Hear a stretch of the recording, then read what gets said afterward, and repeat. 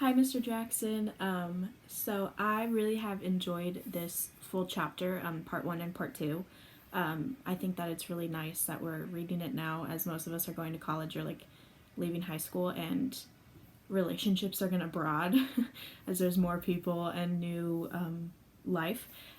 For confronting our self centeredness, part that really stood out was the two great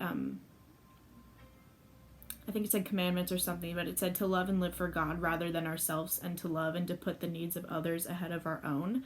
And I think he tied that to Matthew 22:37 through 40. I tend to let others, as in my parents, do a lot for me. And I think I'm going to work on it as I'm home, because I have a lot of time on my hands. So they're both still working. So trying to do the dishes, do laundry, and just like work around the house. And then hopefully as I like work on that, I can definitely try to do that into like new relationships, so that I can learn and grow more. Another point that stood out was you should stop making excuses for selfishness, and you should begin to root it out as it's revealed to you. And instead of like swiping it, or like what's the saying, like sweeping it under the rug, really like get to the root of the problem and like try to like grow from it, I think.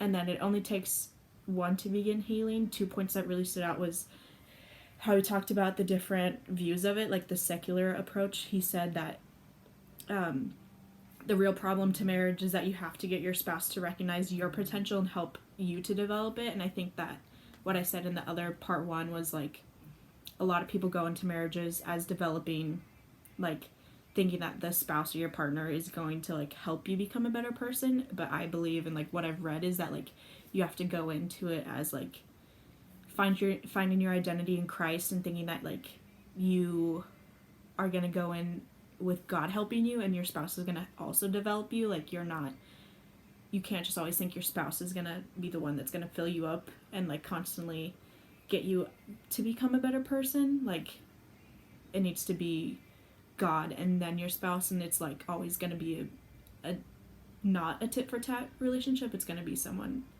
like you're going to have to work for it. I don't know, but I thought that was interesting. And then the conservative approach says that the basic problem in marriage is both husband and wife need to submit to their God-given functions, which is the husband needs to be the head of the family and the wife needs to submit to their husband. And I feel like that just causes more problems. Like not always is that like how it has to be, that sometimes the wife's work and the wife's income is the head of the income, and like there's just a lot of problems there. And then I really enjoyed the fear of Christ. I went to a private middle school, and in 8th grade we did a huge section on what fear means. And so I've always learned that fear in the Bible, when you read it that way, doesn't mean that it's scared. It always can mean that fear means in awe of who God is, and that so reading that just like reminded me that reading throughout the Bible, that doesn't mean that you're scared of who God is, but you're in awe of who He is and the glory of the words that you read through Him. So that was nice to like refresh who He is. So the part where he said fear means to be happy or to be in awe. So Paul says we should do it out of fear of Christ, not to be scared, but to be glorified by Him. And so that was nice and a refreshing statement of him. And then growing in fear of the Lord, the part where Paul says in Romans 15 that we should not please ourselves, because on the cross Christ did not please Himself, and that kind of spoke and my first point, that in a relationship you have to serve other people. Like God always was serving us. So just a few points that I got out of this chapter. I think that it's really nice and refreshing to be reading this, especially in this time. Like people are constantly serving us as they're like fighting this virus, and so like we should be doing our part. My part is to probably be doing the dishes and laundry and stuff like that, so I'm gonna be working on it. Hope that you guys are good.